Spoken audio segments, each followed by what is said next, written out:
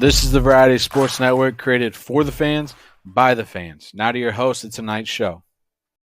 And welcome to Fatboy FadeAway Podcast, episode 155. It's been too long, gentlemen. Been over 2 months. We're back.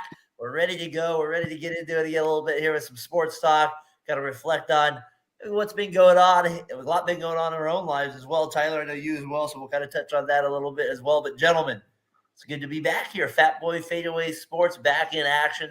Been doing it on Variety Sports Network, but it's good to go back home. It's right. It's right. There's movies set up. It's good to go back home once in a while. A little refreshed here. Doing it on a Monday night now. Tyler, how are we doing here? I'm doing great. It's good to have all three of us back in the same room, or figuratively the same room. We got Kramer down here making a surprise appearance. Wasn't expecting to see Casey. I'm stoked. It's good to be back. I've had a long 2 months preparing to be back home, like you mentioned. Like, I do my other endeavors in the podcast game, but this is home, and it's good to be back. I can't say it enough.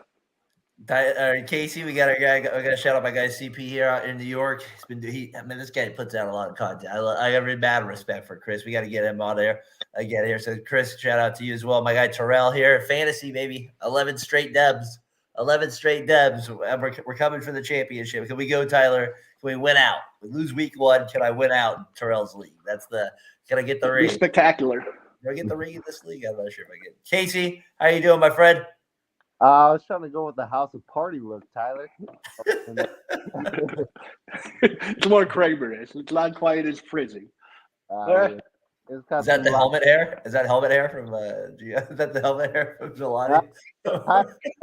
Tyler's wedding. I pulled them all out. So, Come on, Tyler, take off the beard. Nobody's wearing a hat. You gotta know. Tyler's like, I hate not wearing a hat. I look like a dipshit. Last time he spoke was at his wedding, so congrats, my brother. Proud of you, man. Thank you. Yeah, Disneyland was everything and more. And Disneyworld. Disneyworld. Excuse me, I didn't mean to downplay it. But Disney World wasn't like 9 more acres or something like that. It's like it's a lot of walking, fellas. A lot of walking. I bet that first day you were feeling it. The parks are smaller. There's just more of them, so you have to like bus ride around. You have to pay then for more of the parks. No, or they group in together more. No. You can hop wherever the hell you want to go. You just have to bus 5 miles. It's like Disneyland's its own town in Orlando. It's kind of crazy. What was the best thing that was there where you're like, you were actually kind of like, besides the sports thing you were talking about, like actual like a ride or like I don't know, like something that were like ridiculous. They had this cool Tron ride from the movie Tron where you get on like this motorcycle. They strap you in but you're on like a motorcycle holding on, and you freaking fly and you go upside down on it. It's pretty cool. It's better than anything Disneyland has as far as like fun rides, adult rides. The one that my kids remember the most because we could do it is the Spider-Man one there. So you had that. You got married there. I mean, what a wedding there out in Sausalito. Wow, that was impressive, sir. Hey, it's all thanks to the mother-in-law. She did all the planning. She did and my wife, my beautiful wife. It's all thanks to them. I probably didn't do enough for their liking, but it all came out well. I was expecting it to be a little snotty, and it actually turned out unbelievable. It was the best night of my life. I had a ton of fun. I wasn't expecting it to be as much fun as it was. I hope you guys had a good time as well, which would be more important. No, we had a great time, and it was fun there. I love the cut there. Thank you, Terrell. Casey didn't get the left tee back there. Tyler, that's our guy. It was good times. Man, I hadn't seen Frank, Salt and Pepper for a while, and then it was cool to reminisce with Zeno. We all know the thing, but Zeno was cool. He had a great speech. Yeah, you didn't even want to get a ride home. You wanted to stay so late. I mean, the big controversy from the wedding. I missed out on that. I didn't want to get any controversy. I don't know. Bring up no controversy. Oh, in a good way. I don't know. We're just messing. We're having a good time with it. No, I hear it. Yeah, it was fun. Your mom and dad, we go way back, and then seeing like Sandy and it was just, I don't know, it was cool. Really, his neighbors, Gianni and Ken was there. Like, it was crazy even seeing that. Like, I was like, I haven't seen him since like pickup ball like 14 years ago. Like, that was crazy to see him there too. So That was awesome. Yeah, it was a great time. So, congrats to you and your wife, Emily McGurk. That's got to be still kind of interesting for her to say it that first couple of weeks there, I'm sure. So Yeah, I see it on Instagram. Like he sends me a meme or something that I'm like, my cousin sending me a message with what's going on. And then it's always the wifey just sending some goofy meme. I got to shout out our guy though, Terrell, a little bit. I was going to do it anyways, even without him coming in, because I feel like when you left, right, like a couple months ago, you just needed to, you needed to breathe or whatever. Maybe even more than 2 months ago. Casey was able to fill a little bit. Ryan was able to fill a little bit. Terrell was always there being supportive with that, and always I went on his shows. He came on mine a couple times. He sent me that shirt to me. That's still it's really cool to me. I still wear that all the time. So Terrell, big props to you, sir. Appreciate you kind of keeping me motivated in this game a little bit too. So a little major shout out to you there. Hope everything's going well, and we'll probably connect here soon on another episode. Your hair. Tyler said, "Kramer, just don't leave. Just stay where it's at. So stay where it's at. Do not do anything different." Tyler looks so happy. I love it. Well, Terrell, look, I even have a Christmas tree in November. You know I'm married. That would not happen this single time. I'm surprised you don't have more Disney stuff. That's good. I'm there. It's around. Honestly, could you go? Emily, we appreciate everything. But if it was up to you, would you need to go to Disneyland again for the next 5 years? No. No, it's up to me. No, absolutely not. Anything to make the wife happy. Glad to go if you're listening. That's why I eat vegan mayonnaise. Are you kidding me? No, I was kidding. All right. So that's good. So yeah, stuff there. We had a lot going on there with it. My son, I don't know anything about wrestling. See, he's back. C-Punk or whatever his name. I was like, who the hell's that? CM Punk. I was like, who the hell's this? And then I kept seeing all these memes out there from this guy from the other sports show and all these other stuff. Like, Case, did you see that with Seth Rollins at all, or did you miss it? Oh, CM Punk, man, come on. He used to drop lines all the time. I mean, he was like the guy that started the strike for WWE. Like, I don't even know who he is. He's the guy who got beat up in the UFC. Yeah. But so he's a real fighter in that term. Not really. He got his ass. He tried to do Brock Lesnar and got his ass handled. Unbelievable wrestler. He's like really technical and very. Sorry to interrupt you, Casey. No, it's all good, brother. He was in AEW for the last couple of years, and they had like fallouts, and on the backstage, and I don't know. A lot of controversy, but that's who he is. I mean, that's pretty much who he's been his whole career, and that was a big thing. Is Triple H and him did politely say did not see eye to eye, and you can go on YouTube and watch plenty of different things where, just the pipe bomb was his specialty, and he was. I'm honestly like he must have been that era where like I was like 10 years. It's like. Man, I must have really been out of he must have like not had any because he left WWE, so I don't know about the other guys as much in that sport. So, but do you think he's so big Seth Rollins was real though? No, is that real? It's real. You think Rollins was actually? He's selling it. He's making monon off it. If not many people give the double bird if they beat it. If he gets, last time I saw that was Eminem in 8 Mile. You son of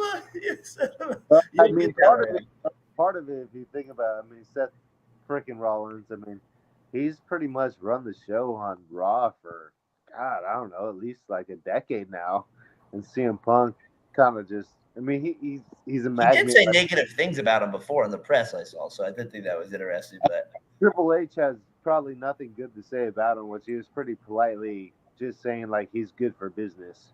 It was pretty much what he said was, if you haven't grown in 10 years, then, pretty much, come on now. I hear you. It's been 10 years, but, some of the interviews and the things on YouTube and, just the actual way that he spoke, it was pretty organic. And so, he had a right to get fired. The double fist, I'll give you that. It's like the old lady you said about. CM Punk's so big that he came back on the same day as Randy Orton, who's one of the biggest wrestlers of the last 2 decades, and no one even cares that Randy Orton. And Randy Orton made a big deal about it. Can I move on real quick to just? Absolutely.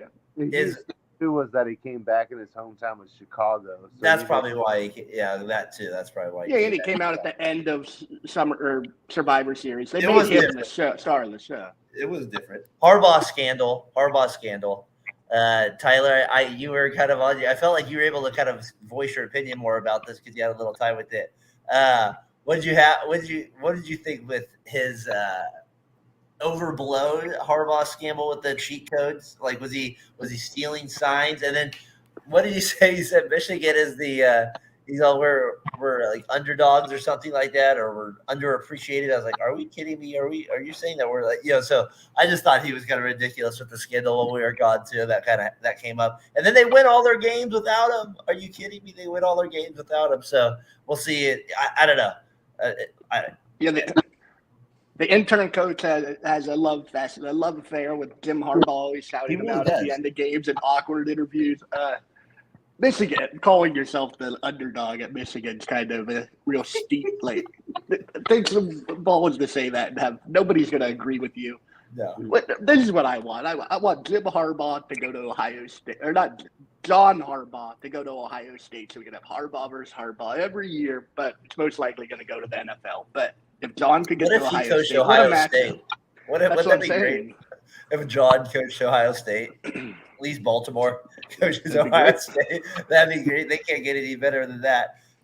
Fake news, Michigan champions. I just thought it was kind of an interesting storyline case. Like I just never really did he like steal the playbook or something? Like I guess I never really understood. Like, and then like I don't know, he accepted it, so obviously something went down. Well, he had like a. Go ahead. Sorry, you said Kirsten. No, it's just kind of wild. I mean, you think about Ohio State's dominance. I mean, Michigan's beat Ohio State 3 straight years first time since 1997. Like, that's pretty wild. And like, that's crazy. Yeah. Playing days 1-3 against them, so it's like, for as much as Ohio State and like Harbaugh used to have that mystique of like, oh, you can't beat Ohio State. And it's like, yeah, so we're gonna flip the script on Ryan Day now. Like, he's fired. Well, pretty much, but I mean, you think about it though, like with Harbaugh, with being the suspension and all that thing, it's like, it's kind of hard to think, but it's like, does coaching matter? Yeah, but I'm sure he's still implicating the game plans. I would think he would be. What happened at Michigan is they had Chris Partridge, who was the assistant coach, and he was found on multiple other college sidelines against future Michigan teams in Central Michigan gear, looking with I don't know. I can just imagine Bobby Valentine out there. I just don't get offended by cheating unless it's on the field, like, and you're actually like. I don't know. I'm not offended by cheating. I think the Belichick one was like, he deserved to be fined a little bit for that. Yeah. But that's funny. The Michigan thing, I thought just because Harbaugh coached out here in like the Bay Area, like he was kind of always he just kind of is Jim Harbaugh. Like I don't know what to say. He rubs people the wrong way. He's a pessimistic. He likes to say he's the underdog, so he likes to put chips on people's shoulders, and like he does it on purpose. I think sometimes. So I thought that came up. How about Draymond going? How about wrestling? On our guy on Gobert. That was the big news while we were gone. Tyler, Clay, he should not have been ejected out of that game.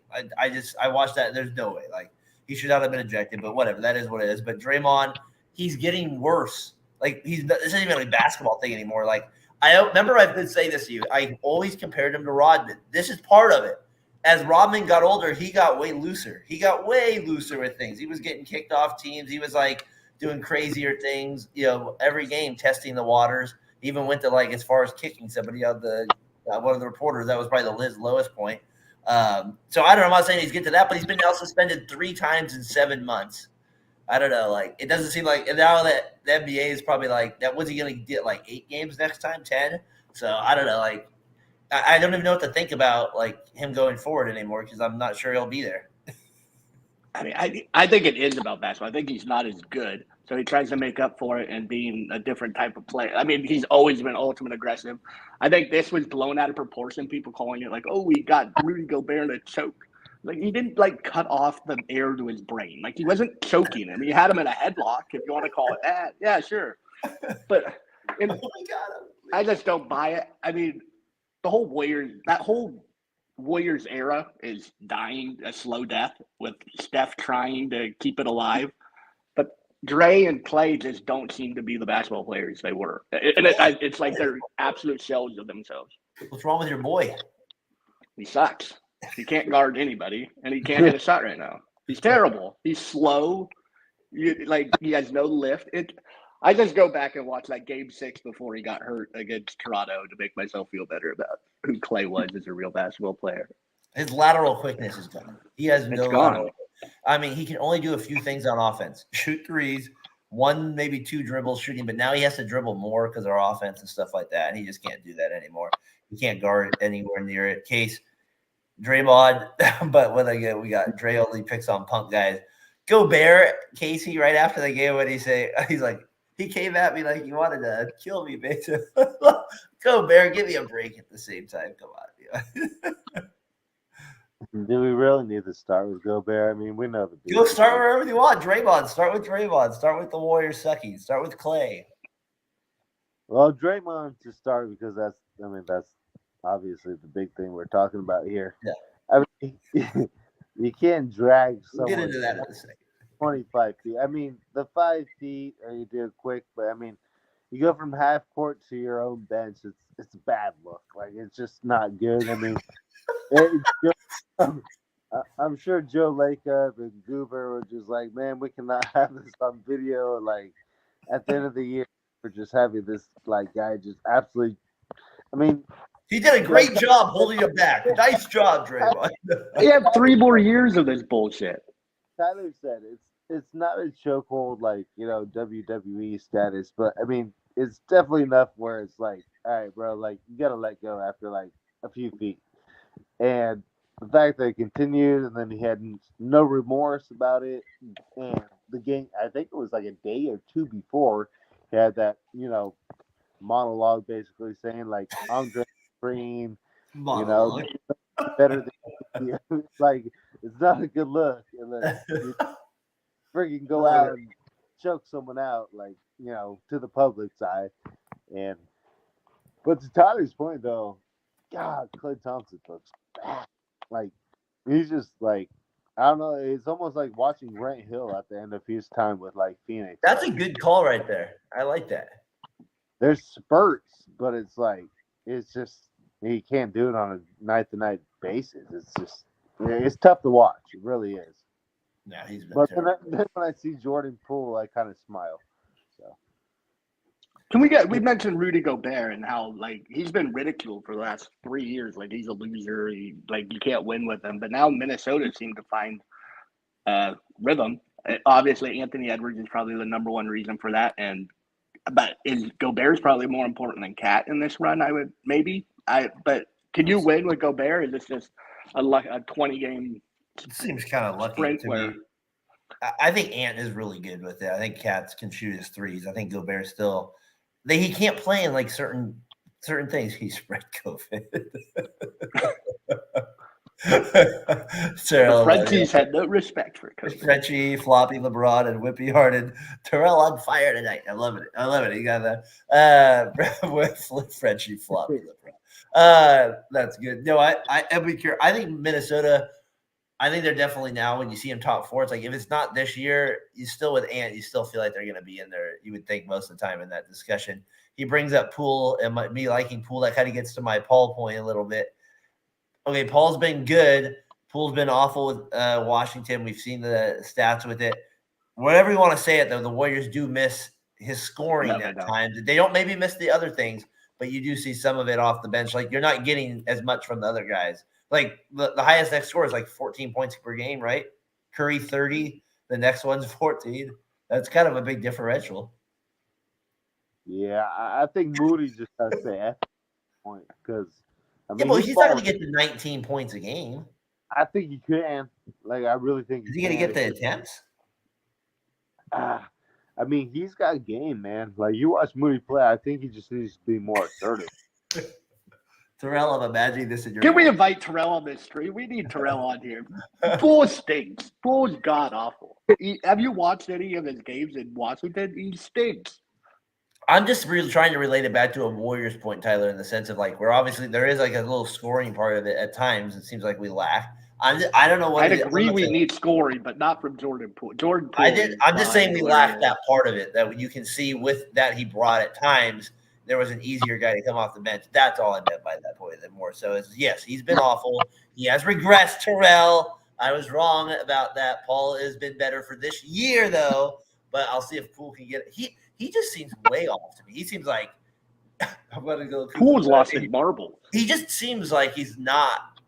I don't know. Something else is up. Like, he just doesn't seem like he's right there right now.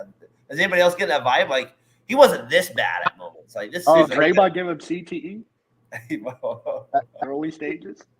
Have you guys seen that Kevin Garnett, Paul Pierce? What Kevin Garnett have to say about him? He said he should be out of the NBA. Yeah. Like Wiggins should be. He's been bad too. He ain't even like he just don't care. Like he thinks he's entitled. Just because he won the chip, and he's like he didn't win that chip. He didn't win that. He's like it was along for the ride, and he was talking about how second-year players or third year, and all of a sudden you get your bag and your money, and you're. He did change. No, you can tell. Because he helped him he helped him win that title. There was like moments where he was actually important in that game. Like, yeah, some were lucky, maybe banking game 6, but still, we'll take it. We'll take it. Like, I hear your point. What do you think about Wiggins? I think the Poole leaving kind of affected Wiggins more than because they were like best friends. Like, if you watch them after that NBA Finals, they're talking about getting their bag and how they're gonna be they're made now. And Wiggins has been Wiggins has been god awful. Like he doesn't rebound again. He went back to Minnesota Timberwolves rebounding. His shooting is might as well just throw a brick at the backboard and hope it somehow finds a way in through the rim. And he's never a playmake. And his defense is still okay. And it's the thing we need the most out of him is to play defense on the ball because we have zero outside of. Well, Poole wasn't going to give us that. We know that. No. Poole's gone. Like I look at tonight's game, he's 10 points. Poole 3 assists, 4 turnovers. That's the type of run he's on right now. It's been pathetic for him out there. Poole got money, then knocked out and spent $1,000 on a date with Ice Spice. He got no.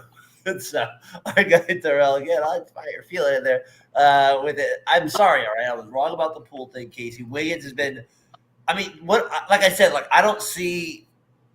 I mean, the only thing I'm thinking is like, does Grant somehow do they pull out Grant or they don't have the money for that unless they're trading Wiggins like Brogdon. Unless they're trading Wiggins, they're not getting those guys. You know what I mean? Like or somebody actually or Clay in a deal. Like I don't see them trading Clay though. Like I don't see that happening. I think it's going to be Paul that gets traded, if anybody. I love it. The most disappointing thing for me is like watching Wiggins. It was like watching like Wiggins has been playing like Deontay Johnson going for a fumble. Like he just like doesn't care. Like there's no interest. There's like going through the motions. Yeah, like it's like there's something else going on. I don't know what it is, but it's like. When he was playing with the finals, like during that whole course of the year, I don't know what happened. Like, obviously, that's pathetic. Personal stuff, though, that happened last year, year prior. It's just like, I don't know if that's still affecting him, but he doesn't seem engaged. Like, usually when you get the ball off, you're like, you're ready to roll. You're ready to, run through a wall. And it just seems like he's waking up just, another casual day. Casey, do you know what tomorrow is, though? It's a big day. November 28th, Warriors at Kings, in-season tournament elimination game. This might fire up Mr. Wiggins. You might be ready to go, Tyler. The in-season tournament, ready to go. Fired up. Big game tomorrow. They have to win. The force on the road, Tyler. Right? Are you ready for it? Was it must-see TV? I'll be watching. It doesn't matter to me. I don't know what your guys' thoughts are on the in-season tournament. Well, that's what I mean. But tomorrow actually matters. If they lose, they're out of it. They don't have no chance. Nobody cares about the in-season tournament except for LeBron James. No, except for LeBron James. Halliburton said he cared. That's why he said that. He said he's never won anything, Tyler. He's never won anything. Okay, and people who've never won anything. He's never won a single title. Damian Lillard probably cares as well. Daren and Tyler. I got a prop bet for you guys. Jordan Poole. De'Aaron Fox and Steph Curry, 80 points over combined or under? I didn't hear you. 80 points combined, De'Aaron Fox and Steph Curry. You going with the over or the under? Oh, So 5 and 35. Am I putting money on it or am I having fun? you're having fun. Yeah. I'm going over. I'm going You're over going- if I'm having fun. I'm hoping. Put on a show, boys. That's If what I you're want having to money, see. you're going under. Then the smart money's on the under. Is that what you're saying? I mean, that's Can we, probably. you brought up Wiggins in his absence last year. I mean, just does that say something about a player? I know people go through stuff, but Michael Jordan's dad got murdered and he won an NBA championship. He didn't have to Well, sit that's out. Michael Jordan. He's crazy. Yeah, but still the mentality. Like, go out. I mean, I don't want to, like, I don't know what Vince people Carter think, but graduated it and just had to play makes a it game. see, like, your dad gets murdered, you go out and play and win a championship. I don't expect to put up Michael Jordan numbers, but I expect him to go out and compete. Wiggins has no emotion. He's never had emotion except for that one playoff run. Well, how do you get it for one playoff run? I don't understand that part. Like, Jordan Poole was on the team. They were best friends. They had a connection. They felt like they were. I don't know what to tell you after that. Your story about them being best friends that blew my mind. I feel like I didn't know that.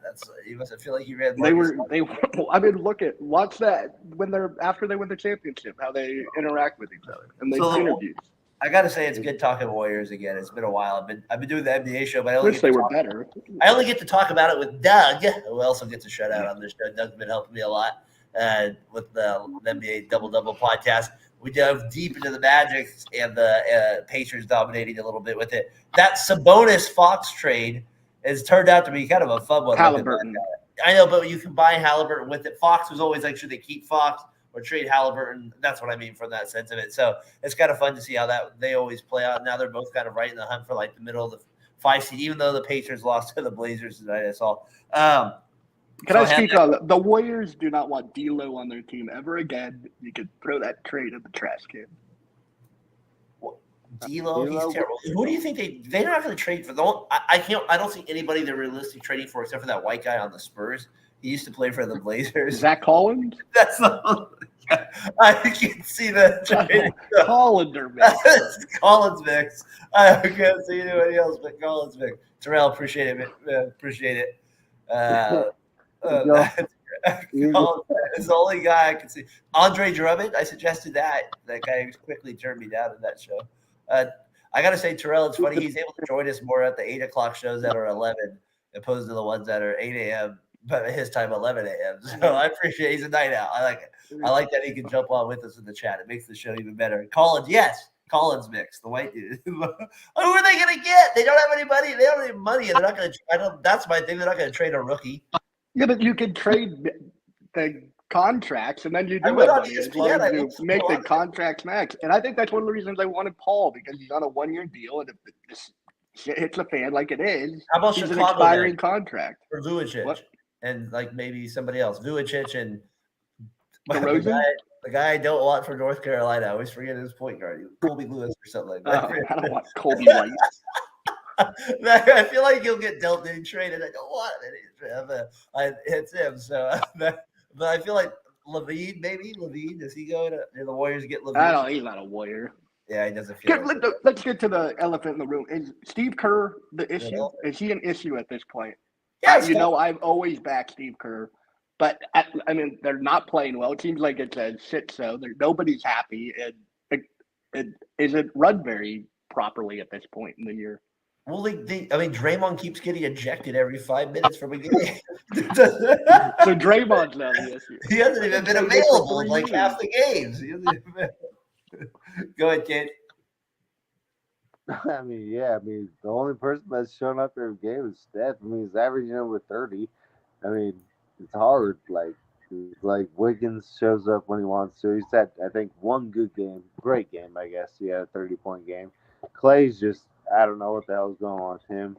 It almost feels like that year where Curry 2021, where it's just like, all right, well, I'm going to go on these 11-game, 30-point games, and, my brother Lee and, GP2 can hit some threes here and there, and it's kind of a tough watch after. And like you can see Chris Paul, he's actually been very good for him off the bench. It's just But he's not as good. I mean, Sarge is playing well at points, but I mean, it's just their size though. They get out rebounded. Their length isn't there. Kuminga, I thought he'd be. I mean, he's take strides, but I thought he'd be a lot better by now.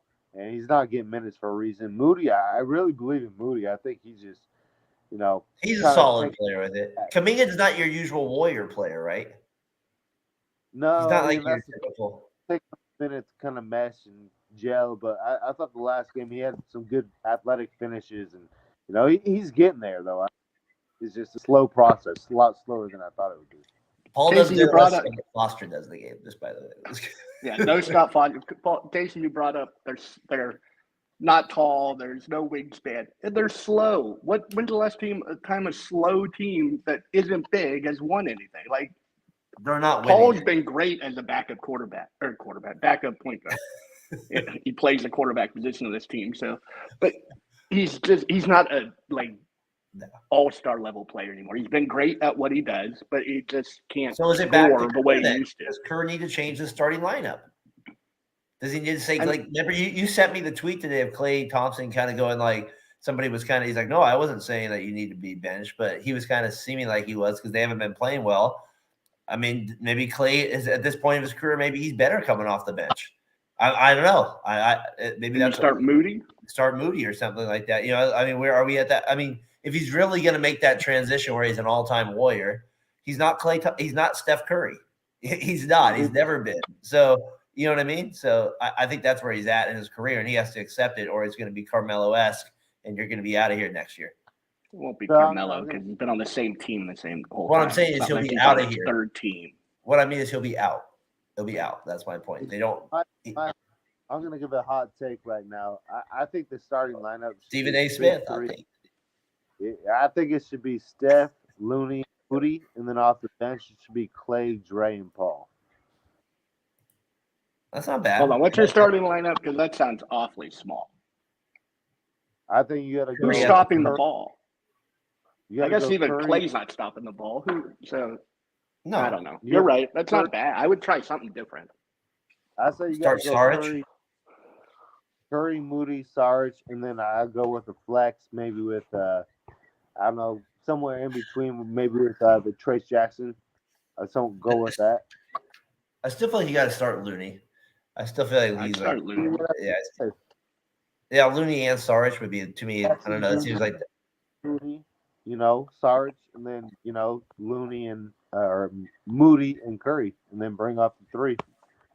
I think it'd be a big time. I don't know. I think they just need to switch it up because if you come off with that three, I mean, you're coming off the defensive player of the year.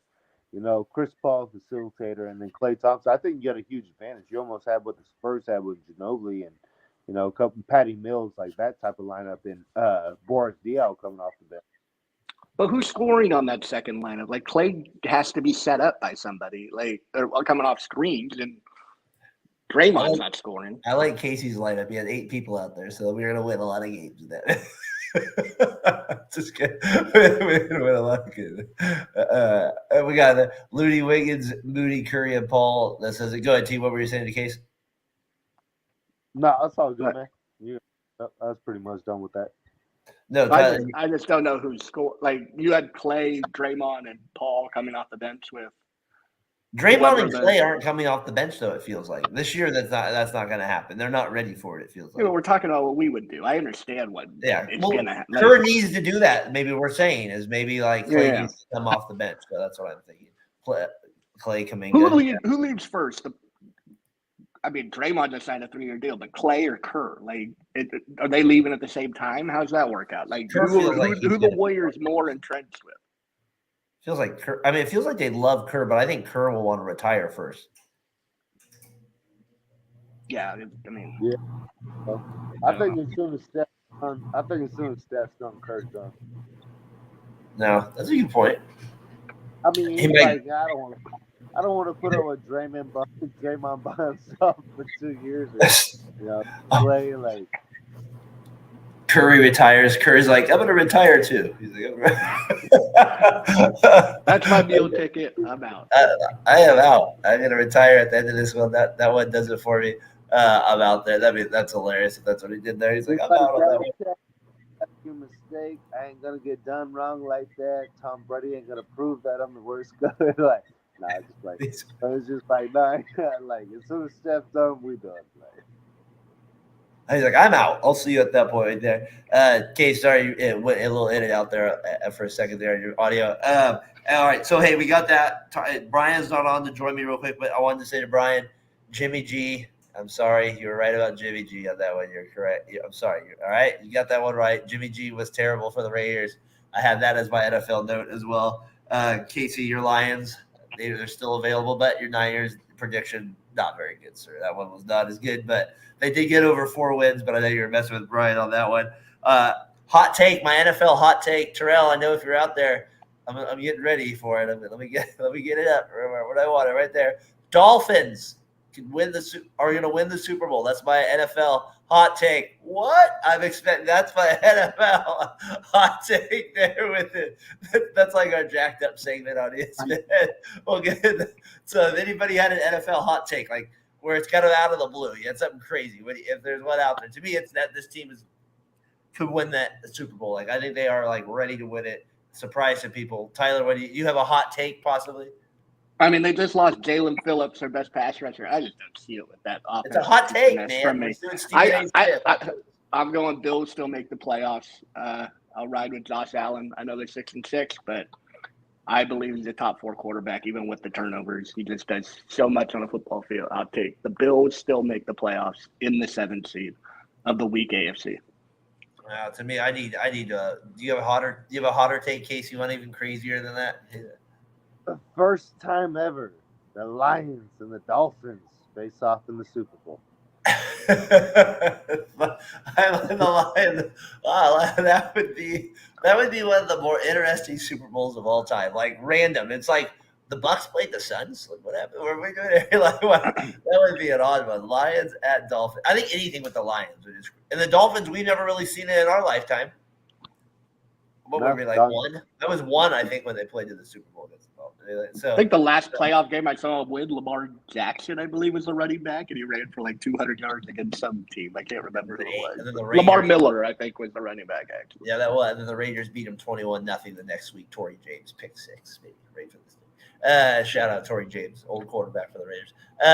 So we had that there. So I was thinking that your Niners, is CMC the most talented running back in Niners history, or is there somebody better than him? No. Like, I'm not saying he's the best, but is like Waters or Gore more talented? I mean, McCaffrey's more talented than Gore, right? I think it would go McCaffrey or Roger Craig if you're talking old school, like to most Niners fans. I think McCaffrey's the best by far that I've seen. He does much more than Gore. He's more explosive. He can still run up the middle, and he catches the ball like he's a wide receiver. I don't want to say the name, but I mean, it's been a long time. But I mean, the juice was pretty good for the Niners. That one he sucked on the Niners. He averaged like 3.2 yards on the Niners.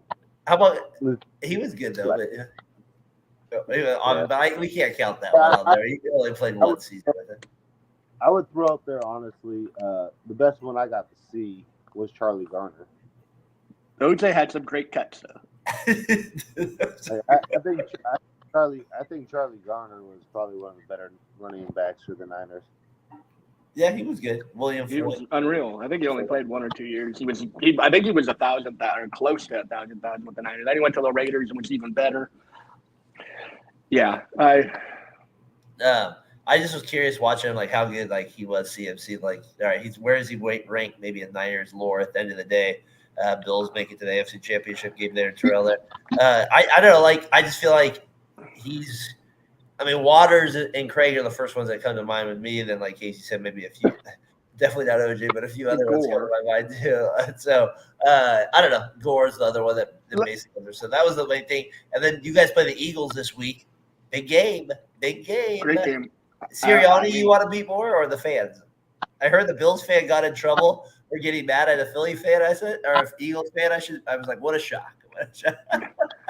No, I just want to beat the Eagles and help us get in the playoffs. The game really. Oh, you want to beat Sirianni too. It doesn't really matter till the playoffs because that's when it will actually. I want to win. I think it'll be a good thing for You the probably don't want to 49ers, see Sirianni's face. Yes. And I'd love to see Sirianni cry one tear like he did at the Super Bowl. And I don't want to see his pompous ass jumping up and down, screaming like he did something. We're the best, baby. I love when he compared Jalen Hurts to Michael Jordan today, Case. Oh, it's funny when I saw the Michael Jordan meme, I almost thought about Brian if the Niners lose in the playoffs. I was just like, that'll be the meme for me. Just right. The Michael Jordan meme. But no, I mean the Eagles are good though. I mean, shoot, man. I watched the Bills game, the latter part of it. Ah, man, Jalen Hurts makes plays. I mean, that's all he does, really. I mean, the Eagles are great. I mean, I think the only two teams are the Niners and Eagles, to be honest. That was an impressive win against the Bills, huh? Oh, yeah, no, it was a hell of a comeback. I mean, some of the calls, though. Like Adam Vinatieri, like, it was just like 60 yards, like, wind blowing, like, rain. Just drills it like 15 yards about height the whole way. It's screwballs, far left. Cut it. All right. Then it was just like all Gabe Davis or Josh Allen, one go inside or one go outside. As soon as the missed throw happened, I was just like, be there, like, that's the game. All it takes is one. It was like Jalen Hurts is just like methodical. It's just like, yeah, we done this, been the championship, the Super Bowl, and it's just like he runs 15 yards in the end zone. It looked like a high school game. It was just like, man, that was so easy. Like that was probably his MVP moment. Play. Yeah, that was probably his MVP moment. Jalen Hurts just finds a way to find one-on-one coverage and throws the best jump ball. Like, not jump ball because they're great throws, but like finding AJ Brown, and then he finds that whoever that guy, Zakai or whatever, the guy from Children of the Corn, Malachi, whatever his name is. But he like finds these one-on-one opportunities and just knows where to put the ball where only his guy can get it. And he's just he started off 2 for 9 for like 42 yards in the first half. He was terrible with a pick. And then as the game comes down, you just know he's going to start making plays. And sure enough, there he goes. Scoring 40 fantasy points later. What a performance. Putting up numbers to win a game. In Terrell's fantasy league, sorry. Like his rookie year, I literally I remember sending that tweet or text, whatever. I don't know that much more no more, but I was like, he's like Donovan McNabb 2.0. Like, I mean, you can see that the athleticism is ridiculous, but his accuracy, like, it's a whole nother level. Like, I mean, he's throwing a medium cross when the shallow cross is like going over the guy's head. Like that one to Devontae Smith, like over the middle, that was ridiculous. I was like, in the rain. Do you think his quarterback sneak in batted his 100? No. So what's the 49ers' path to beating the Eagles? And like, it's going to be another wet game. Block your right side of the line. Probably need to do something based on what you said yesterday. I'm talking to terrible. Use Kittle a little bit more. Use Kittle and Purdy, for God's sake, stay healthy. I think you guys are right there with them. I don't know. I think it'll be. I mean, they just played the Bills in a pretty brutal game, so you guys should have a little like I don't know. Like it wasn't like a easy game for them. You guys, So I think you guys should. There. He is Terrell. You're second in the division there. I'm looking forward to a championship matchup, my friend. That'll be one, and that'll be something I'm really looking forward to. So yeah, Eagles there with it. Niners. Yeah, what do they have to do to win it? I mean, can you keep Ayuk going? Can you keep the Samuel part will be interesting. He talked a lot of crap this summer to the Eagles, so we'll see if he shows up in this game too. So that's something I'll be looking for a little bit.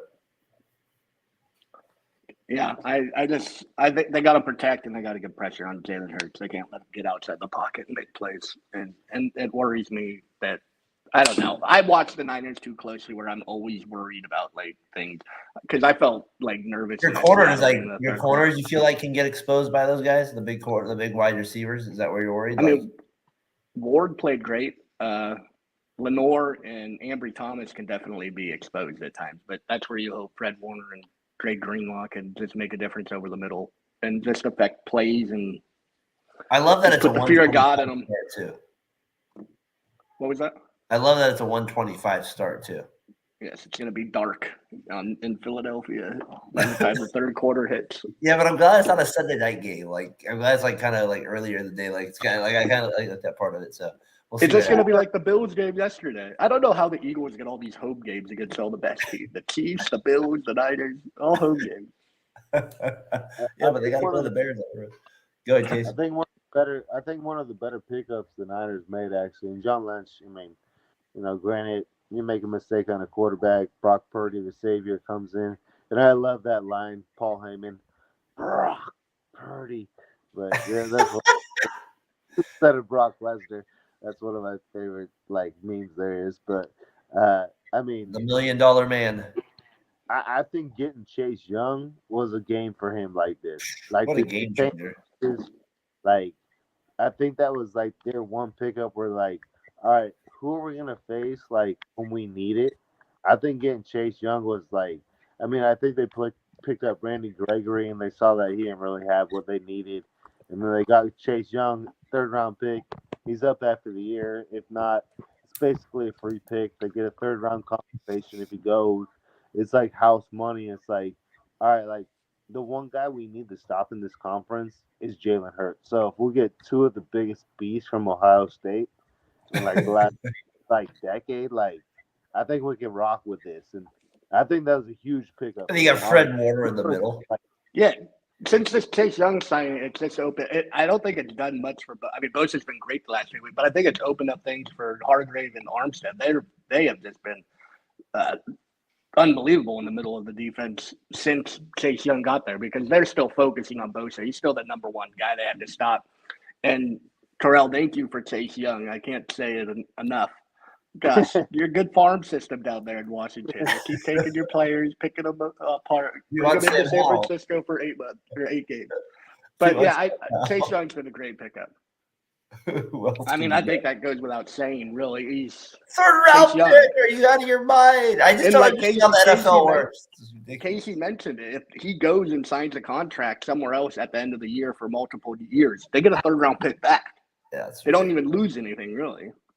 So they better win, or yeah, it does feel like a bit. It definitely feels like if you guys lose, it does feel worse. It does feel a little bit like. It always feels bad to lose in the playoffs, though. It's not worse. Well, not playoffs, but it's just like you're 8-4 now, and you're still kind of battling a little bit. You got to fight these more home and road games. Like if you win, you still have a chance at that number 1 seed overall. I feel it definitely makes the regular season more interesting. I would want to play Philly at home eventually. That's all I'm saying. For sure. Especially in a playoff atmosphere. I literally feel like the Niners have become the Theo Epstein of Billy Bean of the early 2000s, where they're just give us McCaffrey. Don't put that juju on us. Do not put that juju on us. I did not want Johnny David now. You give me Johnny David. You have an MVP running back, and then you have literally a Heisman Trophy player that was almost top 5 in sacks in the year. And get him for a 3rd round pick is just well, yeah, if you guys don't want him anymore, yeah, we'll take him. Cool. Why doesn't anyone else call these freaking guys the Seahawks? That's what happens when you have the cheapest quarterback in all football starting. That's why I called the $1 million man. You're paying him $1 million this year and next year, and because of the CBA, you don't have to do anything different with it. So you guys have 2 years where you're basically this year and next year where you can kind of go all out in other positions to spend money. So still has to live with a roommate. That's embarrassing. In San Francisco, you probably can't even buy a house really. If you really, my mother-in-law just sent me a picture of him at a pumpkin patch picking up some reefs at a Christmas tree farm, picking up some reefs. I was like, man, he's still going out doing his thing.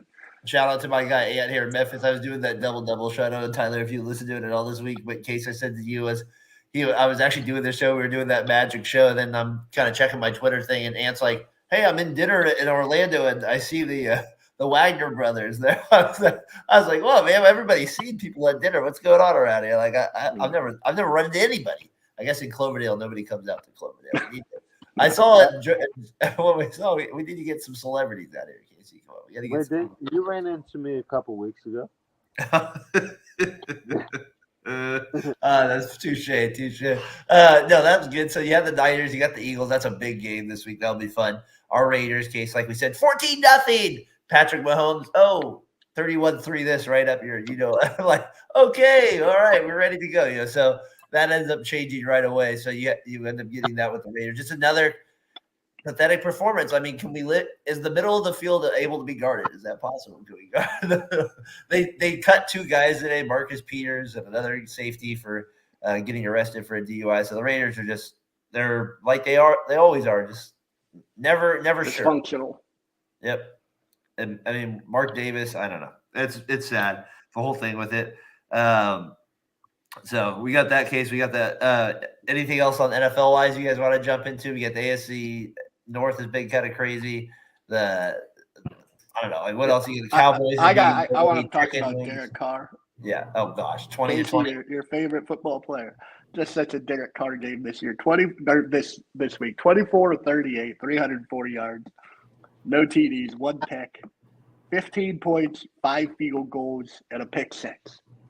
Just Derek Carr for you. That's how I felt about him when he was on the Raiders. I know you watched a lot more of him on the Raiders, but do you still believe in Derek Carr? Not with the Saints, but I would have kept him with the Raiders.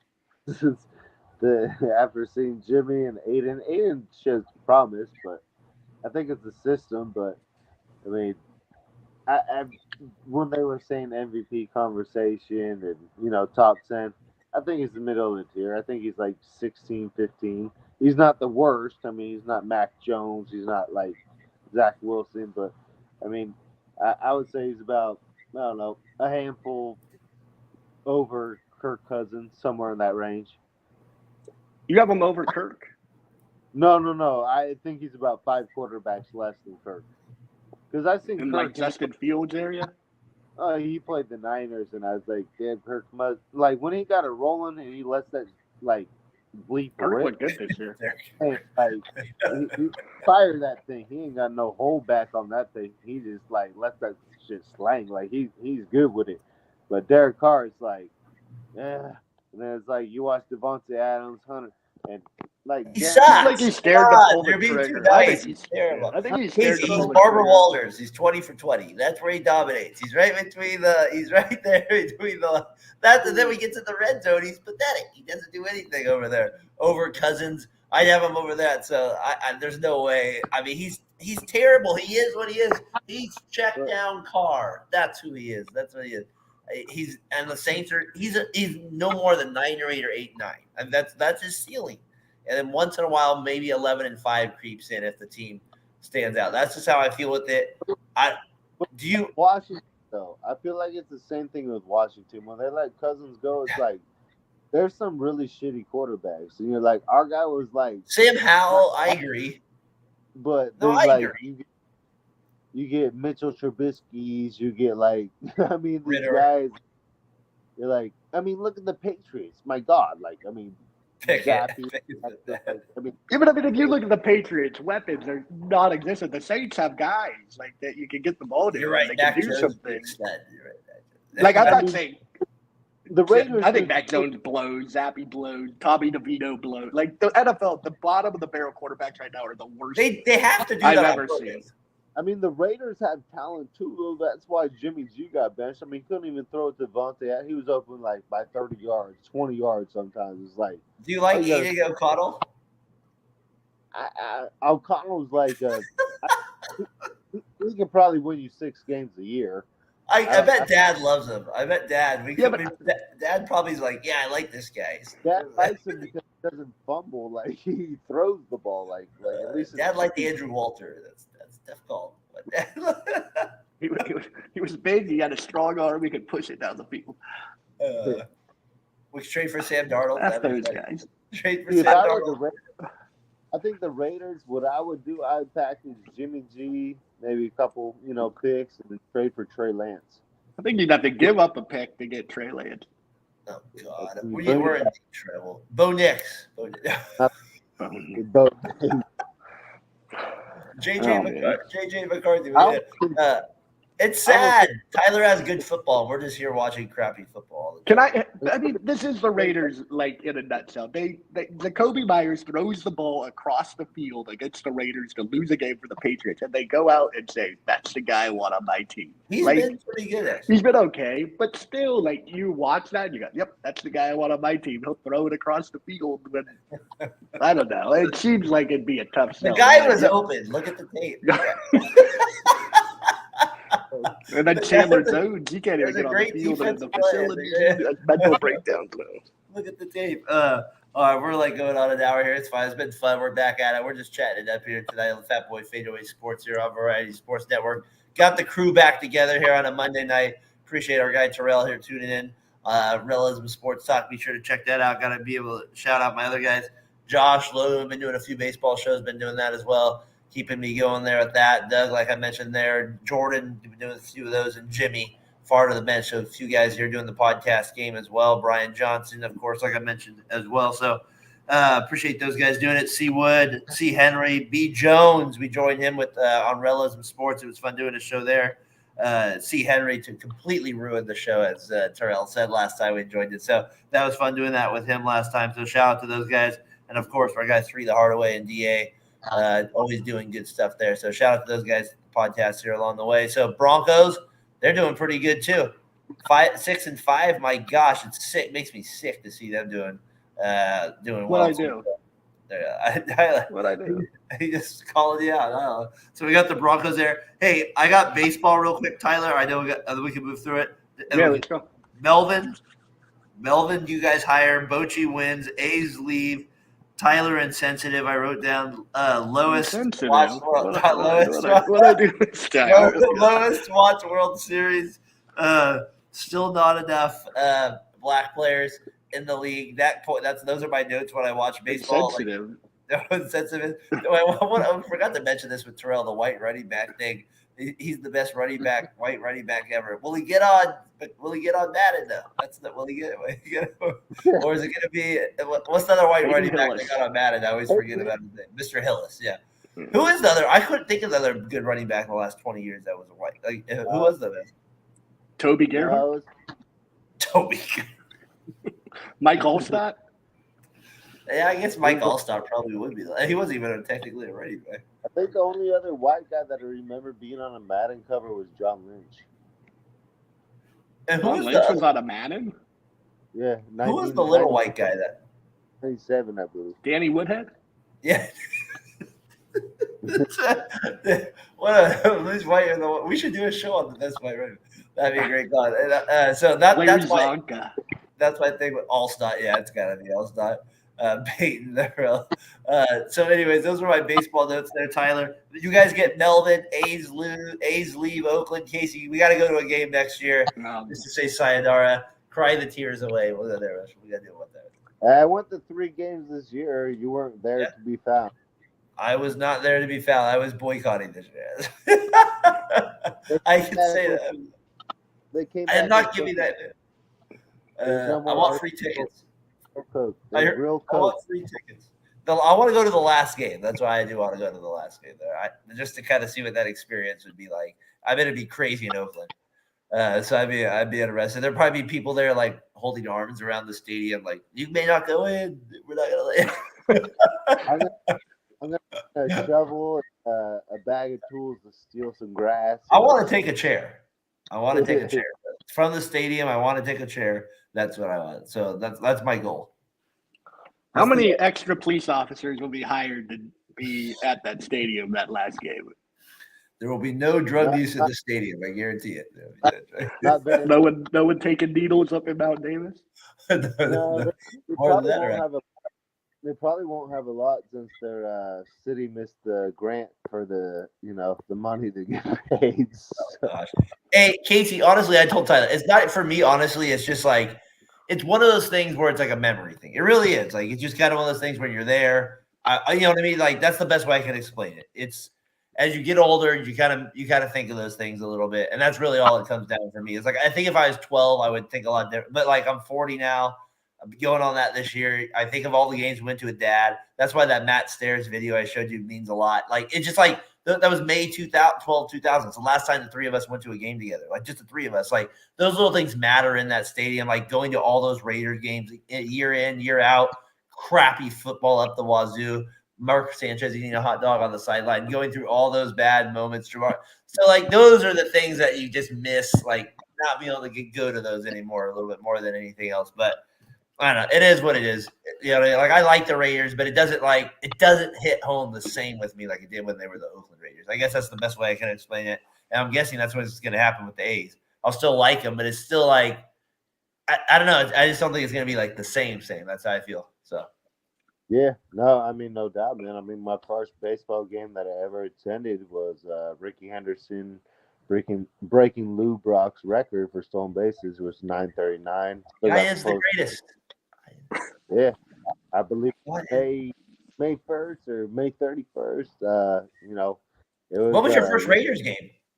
1990. My first Raiders game. I got epic moments on that. Monday night. First time. Oh, the Gerback game. First time Elvis. Not too many people got to see Elvis. My dad, come on now, like he's old school to the core, and he pulled me out of 5th grade, like at 12 o'clock. You know, it was a Monday night football game. We parked where we drove there in Dad's old school Honda, parked like somewhere across the city, walked like a couple miles, which Mom probably never knew about, and we show up there, and Andre Rison, the Raiders are up by, I think it was 6 or 3, and there's basically 2 Hail Mary chances left, and Andre Rison just goes post route, go Come route. Bad mood. Can't let him get behind you. Oh my God. The quietest stadium ever heard in my life after being that loud. It was just, that was my first baseball game at the Coliseum and my first football game at the Coliseum, so pretty memorable moments. And then my favorite story that you told us you went to the bath of the Jets fan. What's we're not gonna let this guy pee. We're not gonna let this guy. Like an 8-year-old kid, his dad, and it's just full of Raiders fans, and they got Jets uniforms on, and the guy, like little kid, hey, you can go pee now, kind of. He's like, no, Raiders fans pee before Jets fans. You can wait till we're done. My son's got to go. No, you can wait till we're all gone. My guy Terrell here. I'm wearing silver and black right now. That to me, that was a great story. Like that's one of my favorite stories with the urinals there, the way it is with it too.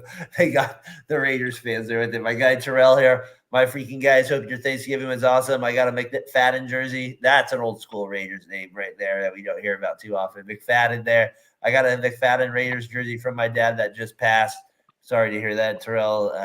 Obviously, prayers are with you. Thoughts are with you. For sure. But that's where sports connects us a little bit. That's why it's fun to have these conversations. I wore it yesterday.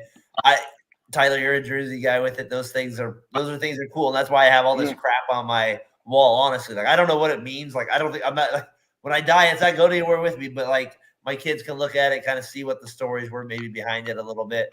I kind of put little notes on the back of it. So like, that's kind of my thing with it. And like, those are, so that's the stuff I'm going to miss about the Oakland Coliseum is that stuff right there. Like, he just talked about his dad. Like, as our dad gets older, it's hard not to think about that stuff. That's all. Let me not be insensitive about this subject for one time. I mean, I've been to a lot of A's games with my dad because he was a fan of both. And my dad took Casey to many A's games. Your dad took me to many A's games. I was there for the John Zaha bat. I missed out on the Matt Stairs walk-off. Casey always will still say when my dad's near a railing, he's had a couple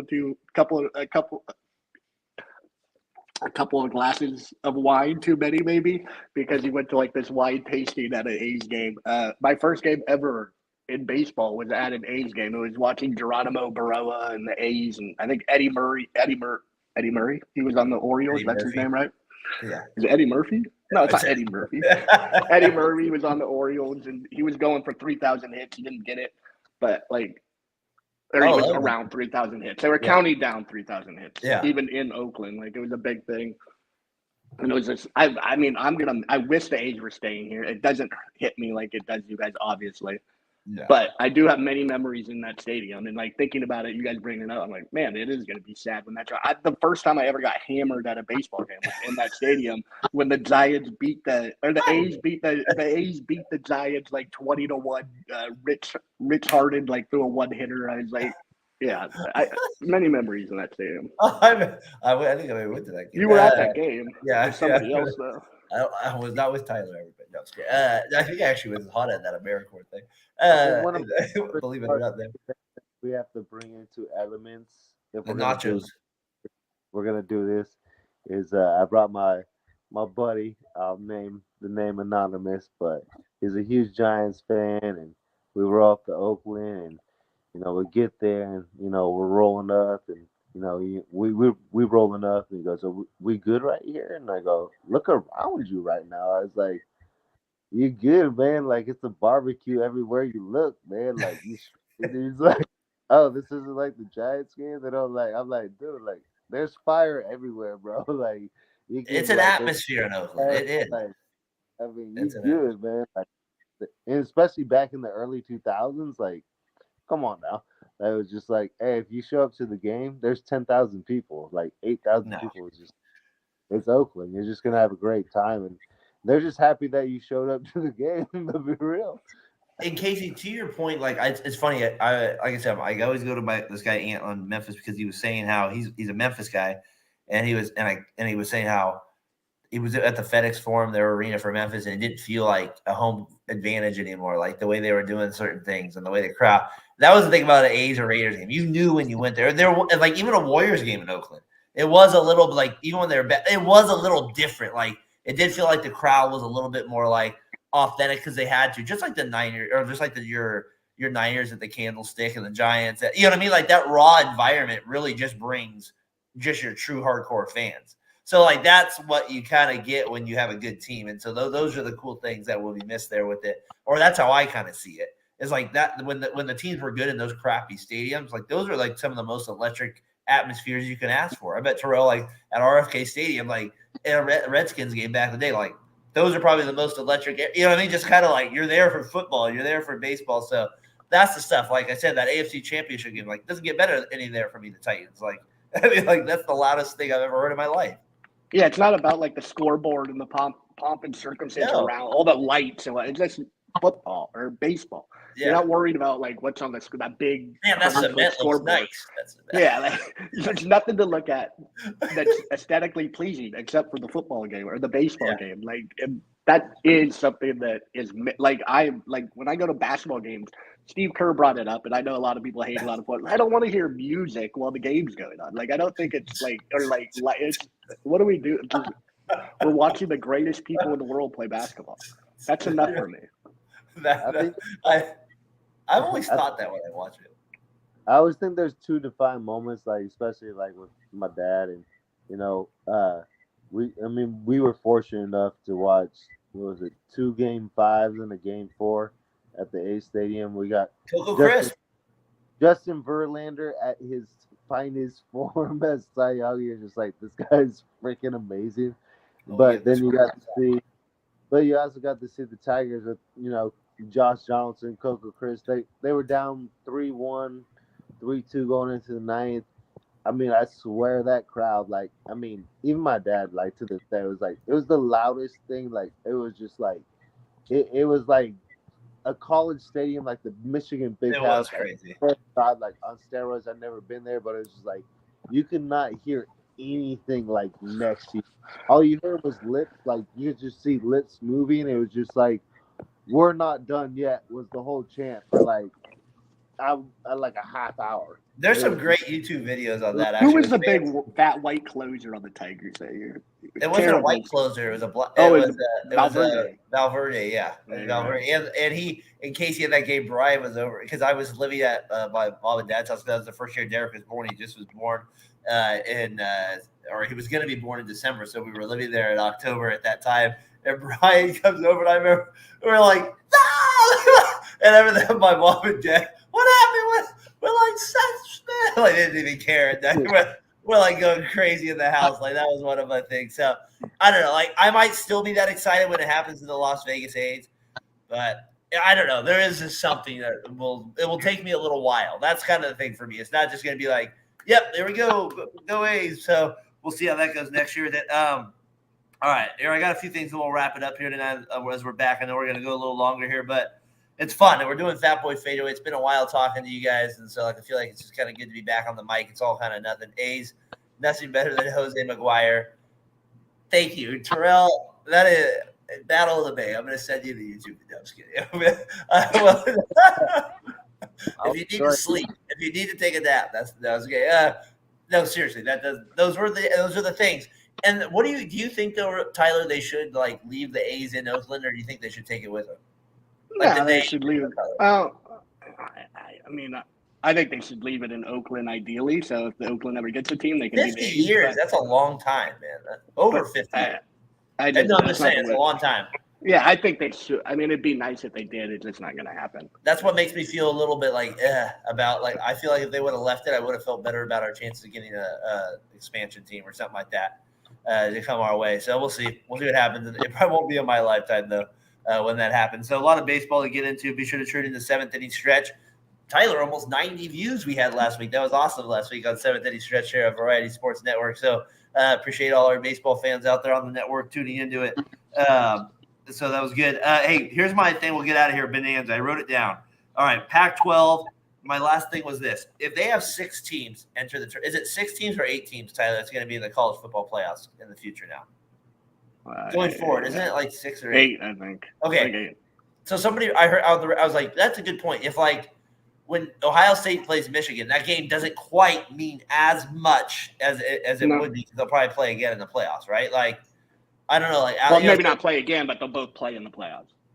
And that stuff, that stuff again, like when is more less? And like sometimes I still question that as we move forward here over time. I know like it's always good to expand, to be creative. Like I think the NBA in-season tournaments and you're only creating one extra game. I get it, but like some of this stuff is just I don't know. It just kind of feels a little too much for me at times. I feel like that's my get off my lawn. No, I'm with you 100%. I think 4 is perfect. I don't like. If you get left out, these rivalries won't be as much. Cal Stanford, no, I'm just kidding. Nobody cares about Cal Stanford, but I think 4 is good. I've never been like, oh, that 5th team would have won it all. Like you're the 5th team, you're on the like. It's not 1, 2, and 3 with 3 undefeated teams or something like back in the Auburn. I think that was Texas USC. Or, no, that might have been. That was a crazy Alabama Auburn game finish this year. Oh, insane! That Jalen the Rowe guy has turned his season around. I thought he was a scrub, and all of a sudden he's become a stud. Casey, what do you got there? It's a QB for Alabama. No, I was just happy for watching. You got it. Happy for watching. He's a stud. We got it. I mean, he was benched earlier in the year, and now he's throwing 3 touchdowns a game every year. Like, he was benched. They're like, you're not good enough. I got to always say with that case with the 16, I just feel like the rivalries are just going to be because if they're like a 2 versus 3 last game, it's like, well, they're both going to be in the playoffs next week. So, but they're resting their guys. I don't think that'll happen, but I get what you're saying. He's 18 years old. He needs the rest of his life. No, I was just saying, like, for me, the highlight. I don't watch a lot of college, obviously. I mean, I do, but you know, you used to. But now that you're working a busy life. Yes, yeah, but no, Washington. That's cool, man. 12-0, man. I was pretty stoked when I saw. How about that guy crying though? The guy cried after the win. I mean, like, but you know, it was funny. It reminded me back to like you got Black. I was like, man, like Marcus Tuiasosopo. That's the last time I remember Washington being like relevant. Marcus Tuiasosopo. I got his autograph randomly right here on this 2002 training camp I went to with, out of all people, Matthew Lutzel. As Marcus Tuiasosopo. Where's your Kyle Bowler one? Who would have thought you bring up his name and he makes the big board? You're on the list. You're on the list. He's on there, Casey. Big board. Casey bringing the dollar with it. Won the Rose Bowl that year, though, right? With him. Don't you like the Huskies uniforms? Though I do like. I've always been a fan of that. The Siberians, or are they Siberian? Siberian Huskies. We got the. We always made fun of that. We got the rivalry equals college football. I agree. Like even this week we got that. We got Oregon State was good. Oregon State's Tyler, his coach leaves right away. He's like, "Well, see ya, Oregon State. We're out. We're out. Oh, good night. Good night, Irene. We're good. We'll see you on that one." So I have that with Pac-12. They're gone this week. I'm loving college basketball. Tyler, I think you are right. I think it's that experience last year that's got me a little bit back into it. So I'm loving me some college basketball again. Watch a lot of Feast Week, a ton, way more than I needed to of it. Even teams that don't matter. Watch a little Santa Clara, Oregon. Even that's how sick I got it then. So we're watching a little bit of that. So it was fun watching Arizona play. Xavier I watched play, of course. So I enjoyed watching some of the games this week with it. Your Arizona team looks pretty good. I mean, they're very good. They got two of the best transfers in the nation, and Caleb Love and Kasai. Where did he come from? Was it North Carolina and San Diego State? And then they have a sophomore point guard in Kylan Boswell who's played with Team USA for his age group. He's 18 years old. He came up last year should have been a senior in high school. They have senior leadership, and then they have these young studs who can contribute. And then I like what Tommy Lloyd's doing. I mean, he needs to do something in the playoffs. He still has a sour taste in my mouth. Princeton now that Kirk Creation's not around, I feel a lot more better about the Arizona Wildcats going forward. They're never a fan of big Kirk Creation. It makes me want to go to more games. So, like, even like I was telling Holly, like, it makes me want to like travel like to some of those, like even like I don't know, Oregon. Like there's some in Portland sometimes. There's one in like Washington. Like you can fly from here in Santa Rosa to Seattle. Like you really can. So it'd be fun sometimes to do that. So Arizona, love from UNC. Yeah, he's been good. The guy, what was the guy Johnson you got from San Diego State? Johnson. Yeah, he's got the size. He's not a great player. He's a good college kind of player. No, he's a good college player. Yeah, he's not an NBA prospect, but he's a really good college player. Yeah, my guy Edie from Purdue, the big guy. We got a big guy too, though, who can body him. We play Purdue in a couple of weeks. It's going to be a real good game. I can't wait. We played a tough game. We beat Duke already. We beat Michigan State. We have FAU, who was 10 to start the year. I think they have a loss, so they probably moved down. But Arizona's the real deal. There were some good ones. What was the other ones we watched a little bit? Tennessee played a couple good teams too in that tournament. So a lot of fun stuff. Casey, we did not watch the. We should get to a Cal Arizona game. Yeah, we need to go to a Cal game. They have family night here against Santa Clara. I'm only going to Cal Arizona though. Go on, you want to see Santa Clara? I'll go to Moraga and watch St. Mary's. That would be I heard that's a cool gym. I do want to start getting a little bit more into it. I mean, if you think about it, there are some more local teams. It'd be nice if they were a little bit more like US. Even San Francisco, Casey's been a little bit more competitive lately with it, so that'd be fun to watch. Terrell mentioned it earlier. I had as a note, Harden trade while we were gone. Harden trade happens again. College Hall, yeah. Edie is the baby right hook. The baby right hook. He goes you're never getting the left hook. You're always getting the baby right hook. I love it. He gives the fake, and you're like, look, he's not going left. It's not good. Back to the right. And he's so good at putbacks. He has good touch on those little putbacks. He's a big mother. He is a big boy right there. He's a big boy. So we got that one going on with it. I had Harden trade gone. We talked about the I have a question, Tyler, real quick. Billy Wagner or K-Rod? Who would you rather have for a closer? I mean, at their peak, I'll take K-Rod, but Billy Wagner's career, I think, is better. Who would you rather have? Like, who do you want in your team career? Like, in year 10, Billy Wagner. Your whole career. You get the whole Billy career. Wagner. Now, if you want to get a big out, who are you getting? Billy Wagner. Man, K-Rod delivered more, I feel like, in those situations, no? Did he ever deliver outside of 2000? Well, I just remember Wagner getting lit up in his performance against the Braves. Those are the things that still. Casey Wagner or K-Rod? I'd take K-Rod, so it's 1-1 right now. K-Rod, because I got to see Brian Johnson cry. Wagner. Terrell, 2-2. We got to get your guy out here. The Mets. He probably go with Wagner because he played for the Mets. Oh, gosh, what's his name on there? His producer. Jared, the producer. Billy Wagner was god-awful in the playoffs. I just looked up his numbers. That's what I was saying. He was pathetic. Yeah, that's what I was saying. K-Rod wasn't that bad. No. I mean, it can't be this bad. 10.03 ERA. That's hideous. That's like god-awful. That's worse than Jose performance. Tyler Lismar, I was telling him, he's kind of one of those he's one of those closers that's been in our whole life, though. from like 10 to like 22. He was like one of those prime guys. And that whole time there, Daren, you're wrong. I am not wrong. It's K-Rod. I had to face him a lot on the A's. You don't know what I had to go through with that. You want to come on for why don't you come on with this? All right, if we got it done with it, here's my last thing here with it. Tyler, I always used to do winners of the week with it. Not a winner of the week, but while we were gone, people that have passed away that were big names. Dick Butkus, when we passed away.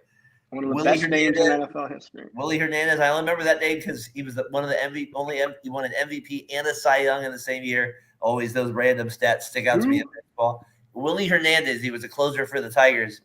Closed it out in 1984 against the Padres. He passed away at 69. Like I said, one MVP in 1984 and Cy Young. So one of the rare guys with Eckersley there. Tim Wakefield. That one kind of shocked me a little bit when that happened. Tim Wakefield. Freaking Boone. But like I don't know, like that one kind of stuck when that hit a little bit, and then of course recently Bobby Knight passed away. One of the more polarizing figures you would say in our childhood is right growing up as a coach. It was definitely one of the more. There had to be. I mean, it's hard to imagine him. People that like when I ask these kids when I coach them now they're in 7th grade. I was like, do you guys know who Bobby Knight were? They were like literally they were like, no. Do you remember that ESPN original movie of Bobby Knight? Like where they Brian Dennehy is Bobby Knight. Is Bobby. Brian Dennehy. Who knows Brian? Is that was the guy that played Bobby Knight. That's what I remember the most. Brian Dennehy is Bobby You are Knight. my brother. Brian Dennehy. That's pretty good knowledge. What was that movie? But I just remember watching it with my dad going, who is this psychopath? So Bob Knight, I mean, like I rewatched so much of his old stuff on YouTube after he passed away, like interviews. There was this great 60 Minutes interview, like him from 1980. Just really good stuff online from him. Like, but the one thing I do appreciate him is like Casey kind of reminds me of Grandpa in the sense of like he's a stubborn SOB. Like there was some Dan and Patrick interview from 2017 where he's like, "What do you think you ever come?" This is before he actually came back to Indiana. He's like, you think you'd ever come back to Indiana? He's like, most of those people from that administration are gone, and he's like, I hope they're all dead. And then Dan Patrick's like, he's like, well, I think there is a couple of them dead. He's like, good. I hope the rest of them die soon. It's like, so like he was not he definitely was not like the most like, but he won a lot of games. So at one point he was the bootiest coach ever. Go ahead. One of the more famous ones, I know you'll remember this one. I think Tyler might. Is when Jeremy Schaap instead of Dick Schaap was doing the interview. I'm Jeremy Schaap. And he's just like, you're an ignorant bull, just not like your dad. Like, he starts going off on Jeremy Schaap. Do you remember this one, Darren? I do. There's one, you should look up, like, Jeremy Schaap, the son of Dick Schaap, a well-respected sports, older guy, well passed away. But, yeah, no, he lays into Jeremy Schaap, and it's almost like a grandfather, like what you said, but, like, sternly talking to a reporter. It's like, nowadays, there's no way I don't think you're going to get away with it. But, I mean, that was Bobby. Who he was. The best quote he had was, well, I always like it I use it for my team. Because it's the only one that actually makes sense where I'm like, all right, I could use this one, Bobby. I could use this one. I don't have to throw a chair across the court. What's he say? He goes, everybody has the will to win. He goes, that's an easy thing. Any idiot can have the will to win a game, but you have the will to prepare to win. So that's always my favorite. If I have to pick one quote, I will say this. Read a book is the best. It's got to be one of the top 3 sports books I've ever read. It's on that movie, Brian Dennehy is Bobby Knight. It's called Season on the Brink. It is a great book, by the way, with it. Terrell, when you watch Sports Centers from 6 a.m., 7 a.m., 8 a.m., when you're a kid, you build up an uncertain amount of unnecessary knowledge, and that is what has happened over the years. So that's where my brain is with that stuff. So we got that with it. Winners and losers of the week. Can we bring that back, gentlemen? Can we bring back winners and losers of the week? I'll buy you a little time. I'm going to go losers first of the week. Josh Giddey. Josh Giddey. There was some tweet where they're like, he got 15 points, 15 rebounds, 15 assists today. I was like, if you don't know what we're talking about, I'm not going to explain it too often. But Josh Giddey, everybody knows, loser of the week. What hair? What hair? I mean, I'll go even a step further on that. My loser of the week is the commissioner of basketball. I can't think of his name off the top of my head. What the hell is the commissioner's name? Of what? 2 minutes. Of basketball. Yeah, Adam Silver.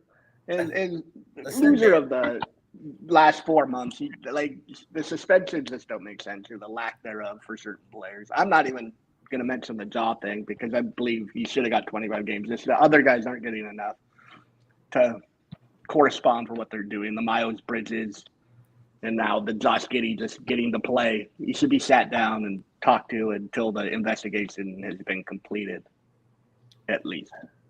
15, 15, and 15. You're not sitting down those stats, Tyler. That's just not going to happen there. He's been terrible this year. John Morant. Casey, you got a loser of the week? Anyone that plays quarterback for the Patriots. Patriots in general. And then the kicker, Bill's out there. You better miss that kick by 50 feet left. All right, well done. I'm going to miss it. And he misses it by 50 feet. They were milking the clock with a minute left to play. I was like, why are we not going for a touchdown? I was like, not me. In general, as a football fan, I was just like, oh, we're just playing for a tie? Oh, so we want to go 2-1 and 10? I was like, this doesn't make any sense at all. But, yeah, Patriots quarterbacks, for sure. Casey, Zach Jones, just awful. Really bad. Adam, you deserve it. Another loser of the week. The Pac-12 football conference. Goodbye, Pac-12. Goodbye. After all this goodwill you built up this year, you finally figured it out. Cal beat UCLA last game. Let's go. Off to the ACC. Thank God we did. North Carolina. We get Florida State, Tyler. Florida State coming out. That'll be kind of fun, though, to see those games. Come on. I want to go to a Duke UNC game when they're out here. I'll watch the basketball games for sure. Casey, you got a winner of the week? Winner of the week? Yeah, absolutely, man. Come on now. That's family, besides yourself? Family. Thanksgiving, just amazing. It was cool, man. It was just a blast, man. I mean, what kind of answer, could I give, man? It was just spectacular hanging out. That is a good one. I like that. Your kids, just it's funny how we all grow differently. We grow, at our own pace, but like you said, you're 40, I'm 36. We get to that age, man. It's just like, it's just cool to be around people that you love, hang out with moms cooking, just. Yeah, it was a good time. What could you ask for better, man? Like, warm house. Like we're going to go warm apple pie for a split second. We'll tell your mom we ate it. I'll tell your mom we ate it. That's it. All right. Hey, last part of it here. Tyler, you got winner of the week here, then I'll wrap it up with mine. Yeah, my winner of the week is the Pittsburgh Steelers. They get over 400 yards for the first time in 59 games, firing Matt Canada. I mean, they're still not going to win anything with this offense and Kenny Pickett. It still only scored 16 points. But you got over 400-yard mark for the first time in 59 games and won the game. Congratulations. And I'll throw George Pickens the ball 10 times a game. Good winner of the week there. I'm going to share this real quick here for anybody still with us here on YouTube. Alex Smith, take it away for me. Listen, first off, let me just preface it. I love Tom, the GOAT. But you don't need to say that. But let me say, just kidding. First off, he hasn't been retired that long. He was just playing. Like, he just won a Super Bowl. I don't think you guys can hear that very well. But anyways, I can hear it. You can hear it very well? All right. Yeah. Anyway. Anyways, Alex Smith went on there. Alex Smith, it didn't come across as well on my screen then. He went on there, ripped the division. I thought it was hilarious. Rex Ryan's kind of like, the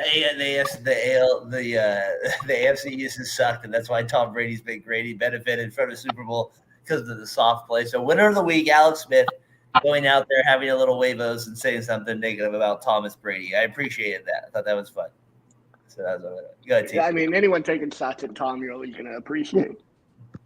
Tom, I just thought it was great, like the way he came out and said it, just not matter of fact, like the Rex Ryan say the division was pathetic, and then see Ryan like, well, it's like, and then was it Teddy Bruschi was there too, so that was great. So was Randy Moss. All three of them had something to do with the AFC East. I wish we got to see Tom play in the Joe Montana era, see how long he lasted, taking those hits from Lawrence Taylor and Harry Carson. Like, it'd be a different animal. Like, he's not playing 20 years. These guys don't have to worry about getting killed. Like, No, seriously. Like, when people are going to the line, to the sideline, they weren't like thinking, oh, let me hold up. They were thinking, let me kill you. This is my opportunity to light you up. Knock you out of the game. All right. That's why Tom Brady even got the position that he was in, because Drew Bledsoe got knocked the F out because of that's how you were allowed to. No doubt, and that's where Tom was. Like you said, he did benefit a little bit from the rules, and I think he knows it. And it was probably good for him to hang on a little later. He's able to rack up a few more that Manning wasn't able to because he wasn't able to stay healthy with it. So, all right, guys, episode 155 there. Fatboy FadeAway. We went on for an hour and a half here, usually longer than we usually do, but we're back. First time in a while. We kind of wanted to chat it up, make a little special episode. Terrell, appreciate you. So good to be back. The comments always make it fun with it. Gentlemen, we are back. Like Tyler said, we'll be with you on Monday nights from here. It might be even later at times. But this is the way we're going to do it Monday nights. That way we can all kind of get on the show together and have some fun, re-talking sports, talking through the week. So that's what this podcast is about. So, gentlemen, glad we could do it again. It was fun. Hey, check out TMB tomorrow night. No Brian. Might have Savage on. Darren, if you want to join. Casey, if you want to join. Anyone's welcome. Terrell, if you're still listening, I'd love to have you on as a third party or fourth, however many guys it takes. Tomorrow night, Niners, Eagles, big week on the NFL for San Francisco. And we'll have a fellow Philadelphia fan on in Savage, who is one of my favorite podcasters. So check that out tomorrow night. That is on Variety Sports Network. Must-see TMB podcast, Variety Sports. Casey, glad we can do it. The three of us, the original three, back at it. Fatboy FadeAway Sports. For Casey Breyer, for Tyler McGurk, I'm Daren. We'll see you next week. Peace.